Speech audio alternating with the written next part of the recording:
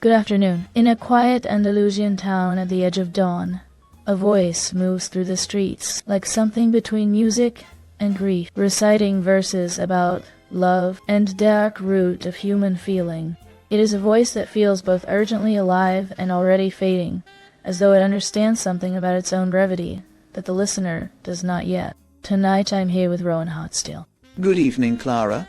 A man who gave a voice to what Spain tried to keep silent, who wrote about passion and repression and identity with a clarity that made powerful people uncomfortable, and who was taken from the world at 38 years old. Tonight we turn to one of the most important literary figures of the 20th century, a poet and playwright who turned the folklore of Andalusia into a mirror for universal human experience.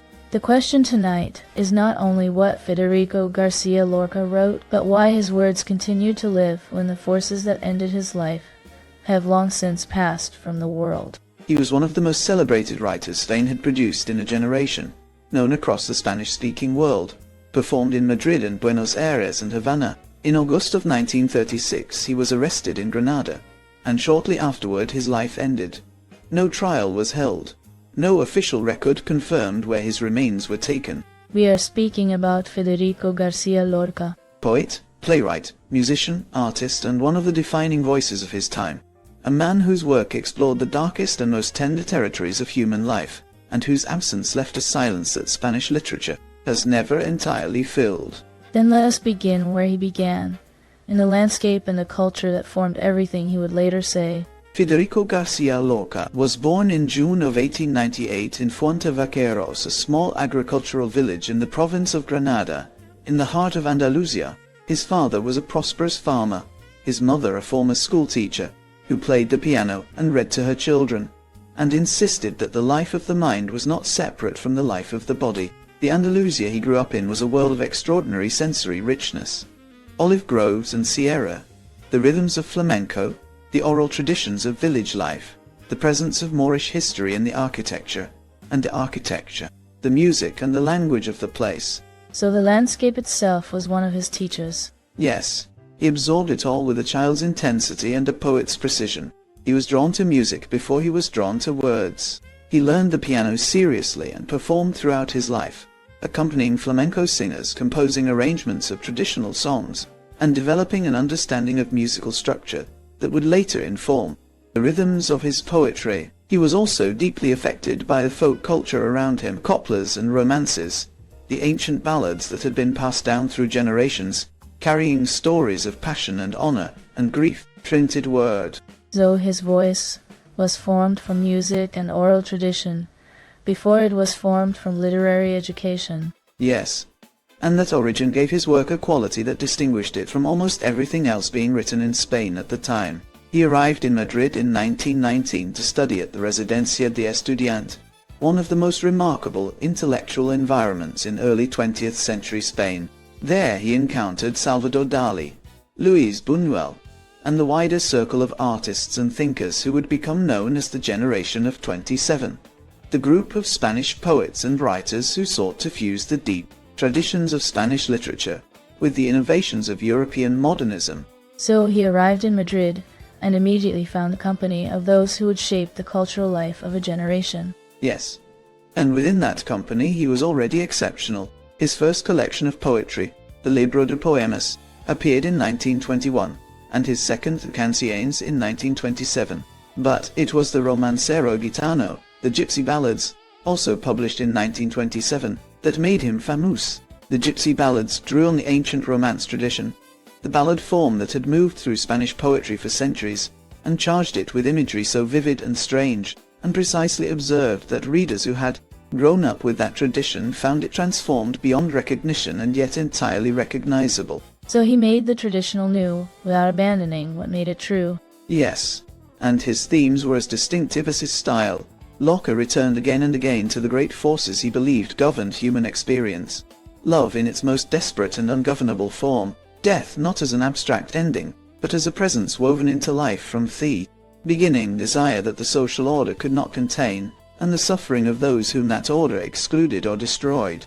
He wrote with particular tenderness about women, about the Romani people of Andalusia, about all those who lived at the margins of respectable Spanish society, and felt most acutely the weight of its repressions. So his sympathy was consistently with the excluded. Yes, and connected to all of this was a concept he developed and articulated throughout his life. In a famous lecture delivered in Buenos Aires and Havana, he attempted to define what he meant by duende, a word that in ordinary Spanish refers to a kind of spirit or goblin, but which he used to describe something specific in art. The duende, he said, is not technique or craft or beauty in the conventional sense.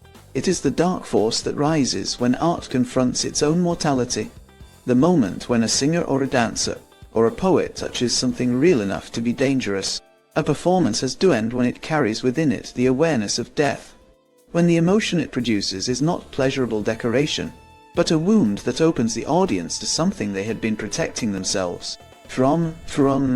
So duende is the quality in art that refuses to be comfortable. Yes, and Lorca did not simply theorize about it. His own best work had it. His theatre, which he developed in the late 1920s and throughout the 1930s, operated with the same intensity. Blood Wedding, Yama, and The House of Banala Alba are plays about women trapped by the codes of honor and repression that Andalusian society imposed on them.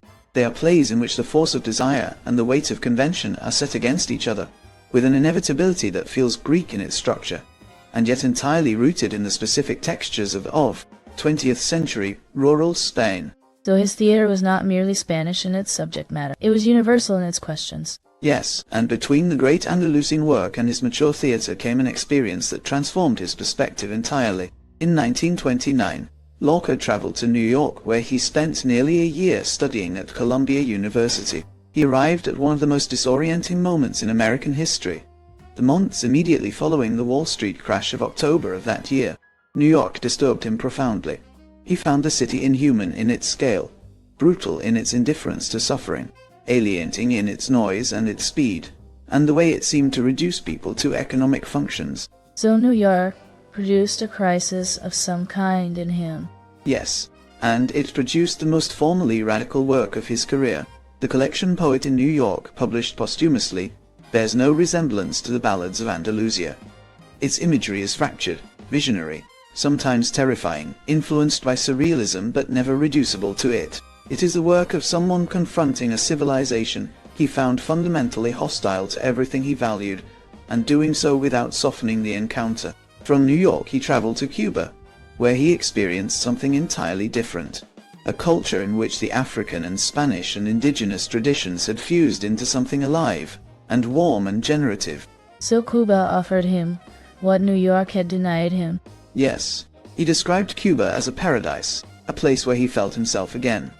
He returned to Spain with a broader perspective and renewed energy, but the journey had also deepened his awareness of his own situation. In New York he had been removed from the social context that both supported and constrained him in Spain, and in that displacement he had confronted aspects of his own experience that he could not name openly at home. So the distance had allowed something that proximity made impossible. Yes, and this brings us to the more private dimension of Lorca's life, which his work addresses obliquely but unmistakably. Lorca was a man whose inner life could not be expressed openly in this Spain of his time. His attraction to men was known within his close circle, and it shaped his understanding of what it meant to live with desire that the world around you has decided is forbidden. This understanding runs through his work in ways that are sometimes explicit, and more often encoded in the broader language of repression and longing that animated everything he wrote. When he wrote about women crushed by social expectation, or about the Romani people persecuted by the civil guard, he was also writing about a condition he understood from the inside. So the sympathy for the excluded came from a shared knowledge of exclusion. Yes, and in Spain in the 1930s that knowledge was becoming increasingly dangerous to carry. The Second Spanish Republic, which had been proclaimed in 1931, had introduced significant social reforms and created a cultural space in which figures like Lorca could work with relative freedom. He led La Barraca, a traveling theatre company funded by the government, which brought classical Spanish drama to rural villages that had never seen professional theatre. It was one of the most idealistic projects of the Republican period, but the political polarization of Spain was intensifying throughout those years. The conservative right, the church, the landowners, and the military were in deep opposition to the Republican program. So the cultural freedom he was working within was also the freedom that was under the most threat. Yes. In July of 1936, The military uprising led by Francisco Franco began the Spanish Civil War. Lorca was in Madrid when the war began. He chose to go to Granada, believing it would be safer, that he was not a political figure in the direct sense, that his identity as an artist would offer some protection. Granada fell to the nationalist forces within days. Lorca took refuge in the house of a friend, the poet Luis Rosales, whose family had nationalist connections, and who believed this would provide safety. On August 16, 1936, nationalist forces came to the house and arrested him. So even the protection of friends with connections to the new power could not shield him? No. The exact circumstances of what followed remain a matter of historical uncertainty. What is known is that Federico Garcia Lorca was taken from the city of Granada in the early morning hours of approximately August 19, 1936, and that his life ended shortly afterward. He was 38 years old. No official record was made. No grave was marked. Decades of searching have not produced his remains. So the silence that had always been imposed on what he wrote and who he was extended even to his death. Yes, and for the decades of Franco's rule in Spain, that silence was enforced politically as well. His work was banned in Spain. His name could not be published. Teachers could not discuss him. Libraries removed his books. But the ban could not be enforced beyond Spain's borders, and outside the country, his work continued to be read, translated and performed. His international reputation grew even as his name was suppressed at home. So the effort to erase him produced the opposite of what was intended. Yes, this is perhaps the most important thing to understand about his legacy. The nationalist forces who ended his life believed they were eliminating a dangerous voice. What they produced instead was a martyr, whose absence said as much as his presence had. His death became one of the most cited examples of what fascism does to culture, one of the clearest demonstrations of what it means when a state decides that certain voices are too dangerous to be allowed to continue. Before we close tonight, let us take a brief pause and welcome Margaret Evernight. Margaret, for those who want to follow Lorca's life and work in greater depth, where would you invite them to begin? Thank you, Clara. In this case, the most direct path is also the most important one. I would suggest beginning with Lorca, A Dream of Life by Leslie Stainton. So this is a biography rather than a literary study. It is a rich and intimate biography that explores Lorca's life, work, and the forces that shaped his legacy. Stainton spent years researching in Spain and Latin America, and what she produced is a book that moves between the personal and the historical with rare sensitivity, never losing sight of the human being at the center of a very large story. Is it accessible to someone who does not already know Lorca's work? Entirely. Stainton contextualizes the work throughout, so a reader new to Lorca will come away understanding both the poems and the life that produced them. She is also honest about the political dimensions of his story, without reducing him to a symbol of, which is the biography's greatest achievement. So reading it gives you the poet and the person behind the legend. Precisely. And in Lorca's case, understanding the person is what allows the poetry to speak fully. Thank you, Margaret. That is a thoughtful place to pause tonight. Thank you, Clara. It was a pleasure. The legacy of Federico Garcia Lorca operates at several levels, and they have only grown more complex with time. At the literary level, his work stands as one of the defining achievements of 20th century poetry and theatre. In the Spanish language, Bloodwedding and the House of Bernarda Alba are performed continuously around the world in dozens of languages.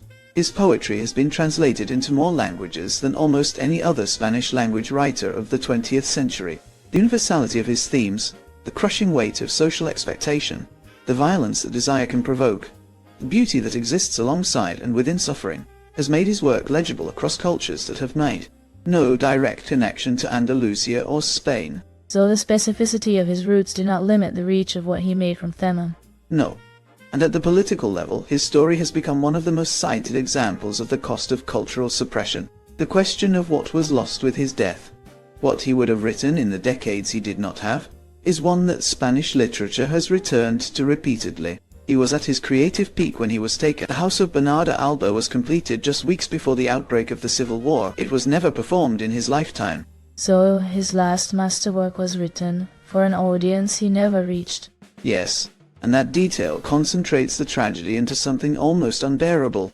After Franco's death in 1975, and the transition to democracy in Spain, Lorca was reclaimed by his country, with an intensity that reflected how deeply his absence had been felt. His image appeared everywhere.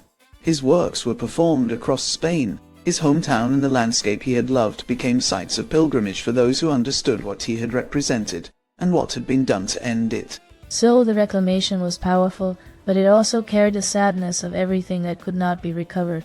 Yes, the search for his remains has continued for decades. Excavations have been carried out at sites believed to be connected to his death. Nothing conclusive has been found, and he has no grave that can be visited. The absence is not incidental. It is part of the story of what was done, and it continues to speak. So the silence where his grave should be is itself a kind of testimony. Yes, and it brings us to the question that his story poses most directly. What does it mean to silence a voice? What does it mean to decide that certain kinds of beauty, certain kinds of truth, certain ways of naming what is real are too dangerous to be permitted? The answer that Lorca's story provides is not reassuring in the way that simple stories of triumph tend to be. He did not survive. His death was not reversed. The suffering he had given words to continued long after he was gone.